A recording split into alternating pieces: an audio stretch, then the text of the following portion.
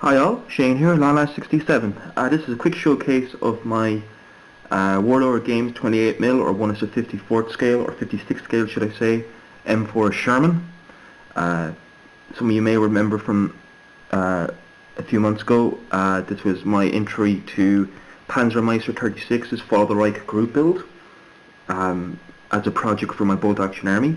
As you can see, it has finally been finished, as has the second Sherman. So I'll talk you through what I did. I added some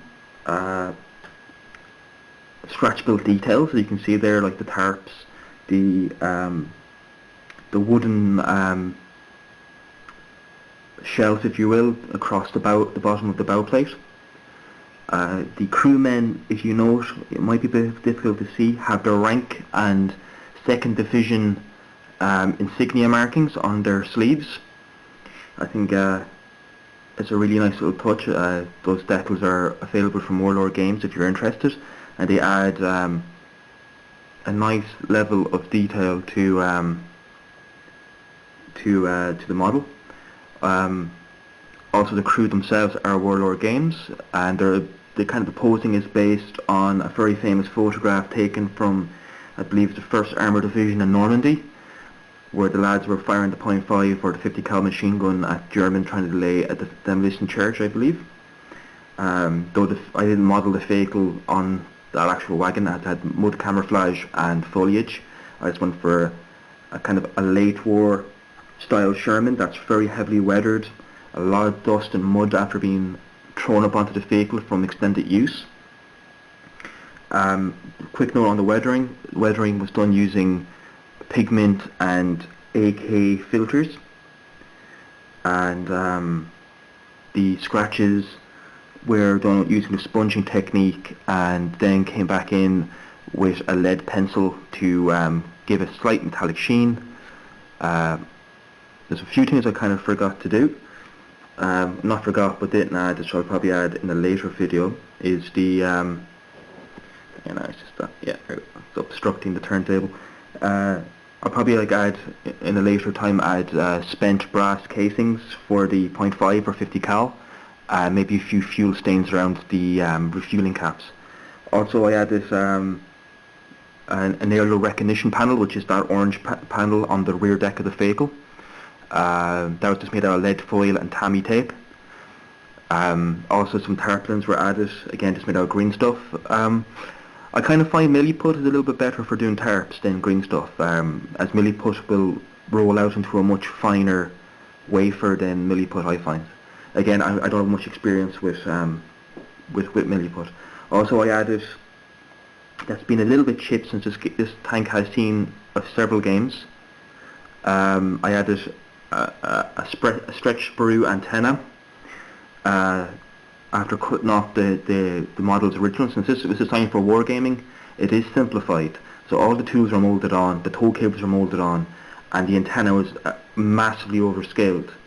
And the reason for that's simple, so you don't snap it off accidentally in game. But for me, I kind of wanted it to be as accurate as at least I could do. And also, speaking of adding a little bit of extra detail, I to the front glasses plate and to the turret, I added cast texture using liquid green stuff and a stiff brush to stipple it on. So if I show you the glasses plate, which is coming to shot, you can kind of see the cast texture there. But so yeah, so they're a lot of fun. I would really recommend them. As you can see, when you take your time painting them, you can get a very nice result. They are very forgiving models for anyone who just wants to maybe try their weathering if you're not a war gamer, and if you are, these are very good alternatives. They go together quite well. The tracks can be a little bit tricky when you're trying to align both track halves together, but other than that, they are very nice models. I'll quickly show you the second Sherman, which isn't as interesting. It's a bit more generic. So again, modelled exactly the same way. This time it's buttoned up, no crew, and I accidentally snapped off the antenna while in the game.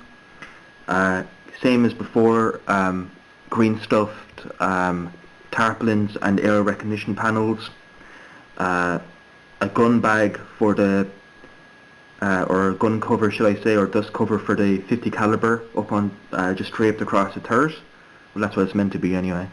And a few captured trophies, such as helmets taken from a Perry's box, which we'll see when we rotate the model, which I'm actually going to speed it up a little bit. There you go.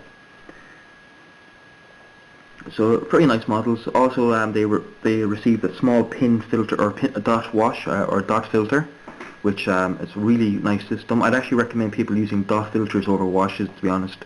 You get a really nice subtle effect, and it doesn't dull down your phaco too much either.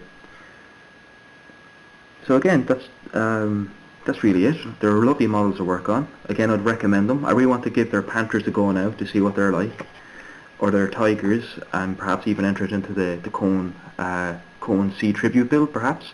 That's if I can get my hands on one quick enough.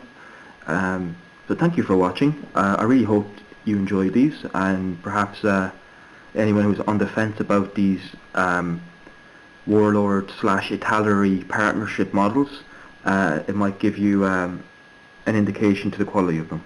So thank you for watching. Stay safe, happy modelling, happy gaming. I want you for those